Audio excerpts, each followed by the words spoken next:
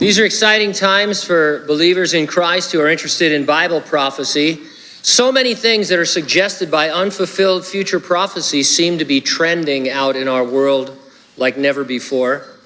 And that's why we reserve a few minutes Sunday morning to discuss a few of those things. We're careful to use recognized, reliable sources for news and information. We don't want to get sensational. And we're never saying that the things we report are fulfilling prophecy, only that they're the things you'd expect from reading the Bible literally. We talk a lot about the mark of the beast. It's described in Revelation 13. All, both small and great, rich and poor, free and slave, receive a mark on their right hand or forehead, and no one may buy or sell except one who has the mark. Question, could the mark involve biometrics, using our own body to identify us and to transact all business? It seems possible, if not likely. We're definitely trending towards what they call secure biometrics, palm vein scans or retinal scans or implanted chips. Many other technologies could qualify as hand or forehead marks. The latest articles I read along these lines involve passports. One was titled, "At Dubai Airport, Travelers' Eyes Become Their Passports." Let me read you some excerpts from the article. The Dubai Airport, which is the world's busiest for international travel, is rolling out another edition from the realm of science fiction, an iris scanner that verifies one's identity and eliminates the need for any human interaction when entering or leaving the country. It's the latest artificial intelligence program the United Arab Emirates has launched amid the surging coronavirus pandemic. Contactless technology the government promotes as helping to stem the spread of the virus. In recent years, airports across the world have accelerated their use of time-saving facial recognition technology to move passengers to their flights.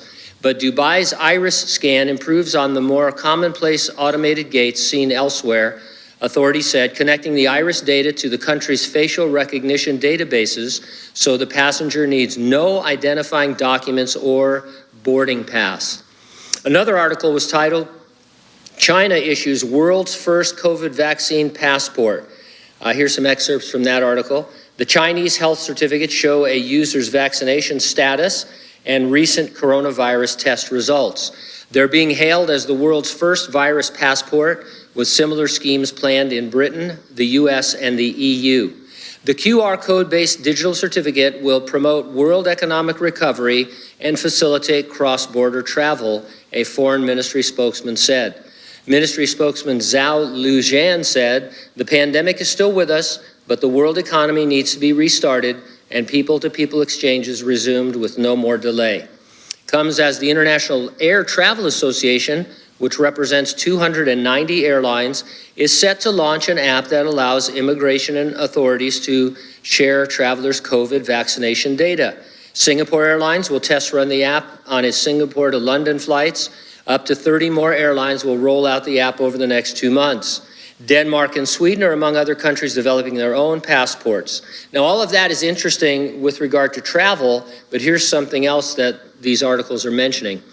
In the UK, the government is considering the vaccine passports for pubs and restaurants. They could even be needed to go to the cinema and theater under plans being pushed by some ministers to help get businesses open again.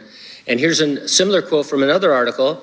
Last month, Israel rolled out a long-awaited green pass, which allows people who have been vaccinated or recovered from the virus to take part in various activities, including cultural and sporting events. French President Emmanuel Macron recently suggested yet another more localized form of permission slip, the so-called health pass.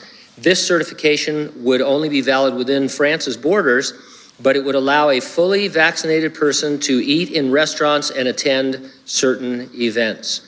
And so what we're looking at here is travel and dining and entertainment and really anything else, all controlled by some sort of a digital pass.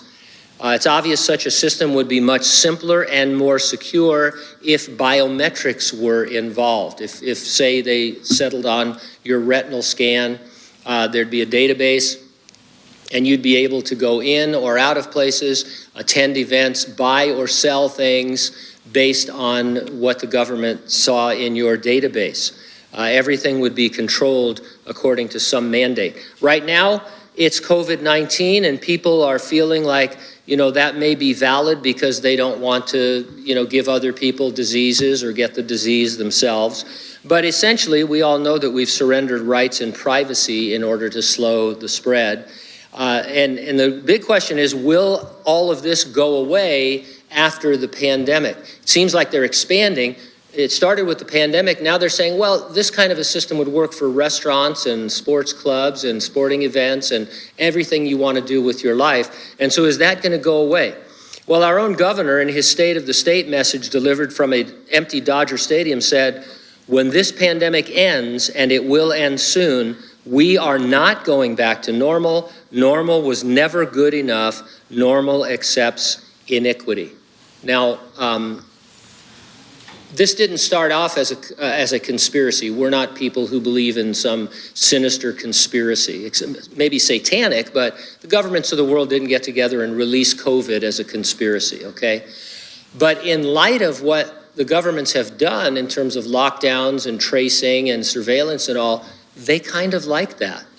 They kind of like knowing everything you're doing and monitoring your behavior and telling you what you can and can't do, because it gives them an opportunity to promote their own ideological agendas. And so whether or not we're going back to normal is up in the air, but the politicians don't think we are. Biometrics could expand into a full-blown global social credit system. You could be restricted in buying and selling based on anything a government deems inappropriate. You could, for example, lose points for things like your political affiliation, gun ownership, or your religious beliefs. Right now, people are being censored on social media for all of those things. All we're saying this morning is this is exactly what we've been expecting from our literal futurist reading of the Bible's unfulfilled prophecies regarding the end times. It's almost like the world leaders finally got to Revelation 13 and said, hey, this is a great plan. Whatever, forget the Antichrist, we'll do it ourselves because we can control people. We believe the resurrection and the rapture of the church are imminent, could happen any moment, and nothing needs to happen before that event of the Lord's return. And it'll definitely happen before the Great Tribulation. So the question I ask each week for folks to answer is this: are you ready for the rapture? If not, get ready, stay ready, keep looking up, because ready or not, Jesus is coming.